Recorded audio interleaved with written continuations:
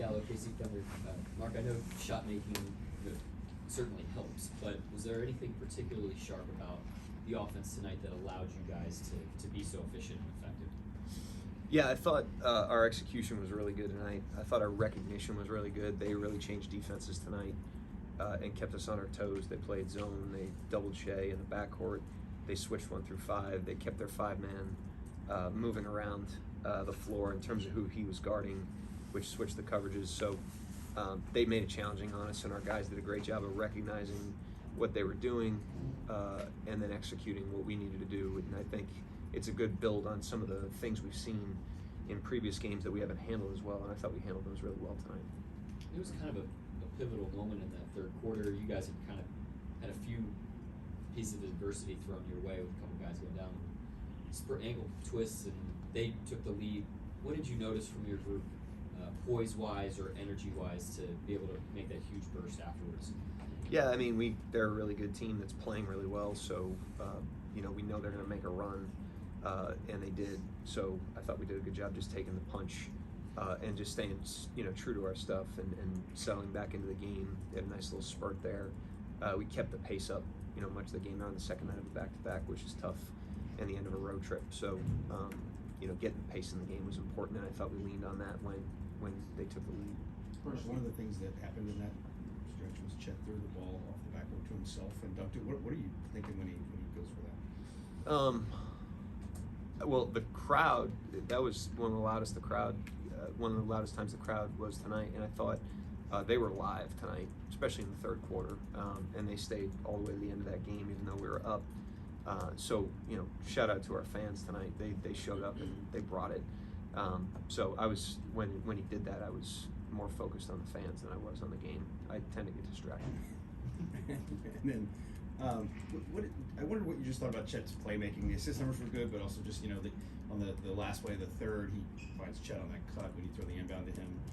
Just in general, the way his floor game and the way he saw the floor. He had a nice balance tonight. The way they played, we were able to post him at the elbow a little bit. They zoned us, and we played through him in the zone. And I thought he just had a good balance of his own aggression, finding his own shot, getting his teammates activated, even when he drew the help. And so I thought his floor game might have been as good as it's been all season. He took advantage of his opportunities and really was good for us. Any update on Josh Will comfortable giving?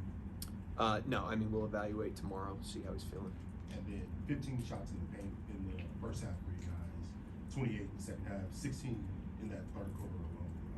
Was it a more concerted effort to try and get there and get some shots there tonight, or in the second half? Yeah, all night, we were just trying to hit the paint and play fast in the half court and our actions in the full court. Like I said, they're on a back-to-back. They're on a tough back. They won a tough game last night, and they're at the end of a road trip. It's that gets into your legs, as we know. We're about to go into a stretch like that in January, and so we wanted to hit the gas tonight with a rested team. Mark, going back to that Chet lob, I'm just curious. I think the other day we were asked if anything he does surprises you anymore, but did you know he had it in him? No, we don't work on that. That's not part of his player development plan. Sure. And it felt He's like, just rocking. Yeah, and before that, he scored 6 points, I believe. Like he had his hands all over that sequence. Just how did you see him maybe respond to that? What felt like Harden and PG trying to get going? Well, I think he helped us during that stretch for sure, and I thought it goes back to what I was saying with Nick's question, which is we've seen a lot of different things for early in the season. Teams have thrown a lot of different things at us. One of the things that they've done is they've switched him more often lately, and his attacks against that and our attacks utilizing him against the switches has only gotten better. The first night that it really got good was the night he had the big game in Golden State. They were switching him that night. We threw it up to him. We found him on some switches.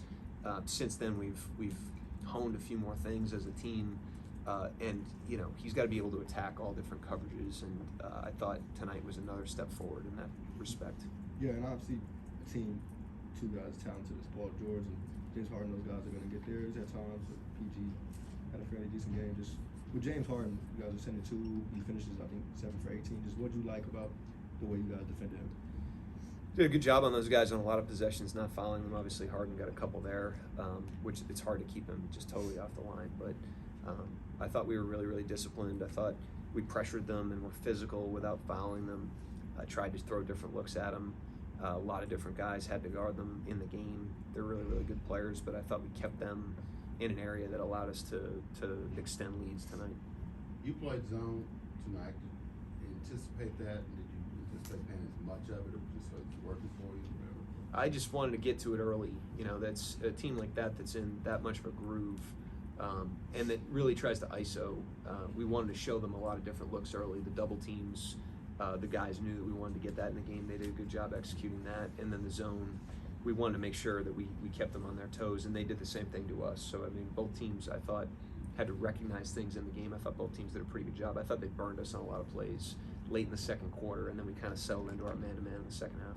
And it also seemed like one of those games. I mean, Shea got his points, but for the most part, it was other guys seemed like they were doing a lot of heavy lifting until it kind of came on late.